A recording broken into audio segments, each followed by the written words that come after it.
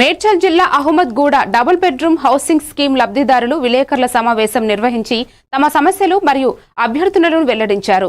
వారు ఆర్డబ్ల్యూఏ స్థాపన, మెయింటెనెన్స్ ఖాతాలు, ఎన్ఓసి మరియు సీవేజ్ ట్రీట్మెంట్ ప్లాంట్ ఖర్చులపై స్పష్టత కోరుతున్నారు. మిగిలిన పనుల బాధ్యతను ప్రభుత్వమే చేపట్టాలని, లబ్ధిదారులపై భారాన్ని వేయకూడదని డిమాండ్ చేశారు. సంబంధిత అధికారులు తక్షణమే చర్యలు తీసుకోవాలని, హక్కులను కాపాడాలని వారు కోరుతున్నారు. డబుల్ బెడ్రూమ్లు ఇస్తే కొల్లూరులో సింకులు ఉన్నాయి, సెల్ఫ్లు ఉన్నాయి, అన్ని ఉన్నాయి. ఇక్కడ ఏమీ లేవు. ఇంకా మీదికెళ్ళి అంతా స్మెల్ గలీజ్గా ఏంది డంపింగ్ యార్డ్ ఉంది, అది తీసేస్తలేరు. ఇక్కడ అయితే ఇప్పుడు ఎవరన్నా డ్యూటీకి వెళ్ళిన వాళ్ళు ఏజీ పర్సెంట్ తొందర వస్తే యాక్సిడెంట్లు అవుతున్నాయి, హార్ట్ అటాక్లు వస్తున్నాయి, ఎన్ని టెన్షన్లు అవుతున్నాయండి. మాకు ఈ ఎంక్వైరీలే వద్దండి. ఇల్లు ఉన్నది కదా, చూస్తుంది కదా, ఇంకా చాలండి ఎంక్వైరీలు. మీరు ఎంక్వైరీలు చేసేది ఉంటే మాకు నెలకి 20,000 ఇవ్వాలి. నమస్తే అందరికి.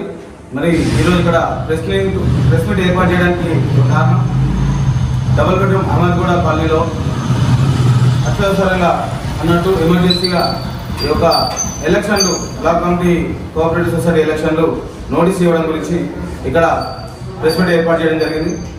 ఈ యొక్క కలెక్టర్ గారు ఈ మధ్య మా కాలనీని విజిట్ చేసినప్పుడు దాదాపు 16 సమస్యలపైన మనకు ఆ సమస్యని సాల్వ్ చేస్తామని వాగ్దానం ఇచ్చారు.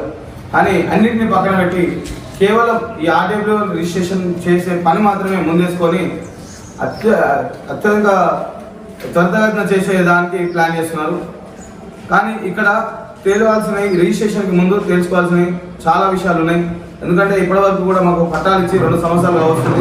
గత సంవత్సర కాలంగా అడాక్ కమిటీలు ఏర్పాటు చేసుకొని దాదాపు అన్ని బ్లాకులలో కూడా బ్లాక్ మెయింటెనెన్స్ అనేది చేసుకుంటూ వస్తున్నారు.